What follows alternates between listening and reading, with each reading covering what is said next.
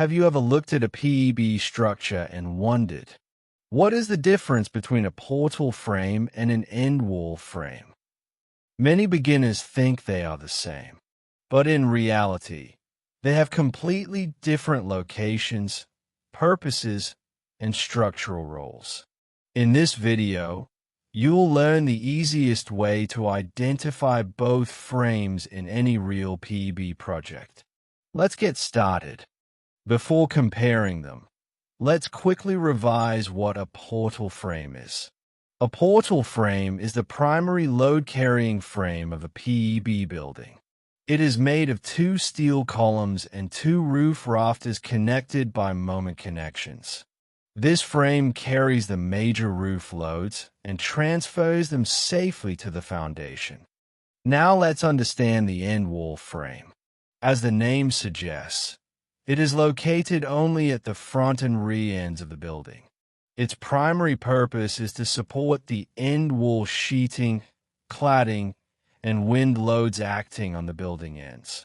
Unlike portal frames, end wall frames are not repeated throughout the building. Now let's compare both structures. Portal frames are repeated in every bay and form the main structural system of the building. End wall frames exist only at the front and rear ends. Portal frames carry the primary structural loads. End wall frames mainly support the end wall system.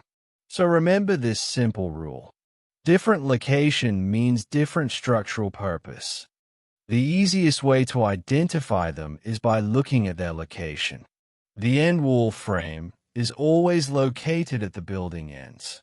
The portal frame is repeated throughout the interior bays of the building. If you can identify the building ends, you can instantly identify the end wall frame. Everything repeated inside the building is a portal frame. Let's see how to identify them in a real PEB project. Step 1. Find the building end. The frame located there is the end wall frame. Step 2. Look toward the inside of the building. The repeated interior frames are the portal frames. This simple 2-step method works in almost every PEB project. Here's the complete picture. Portal frames are repeated in every bay because they provide the main structural support.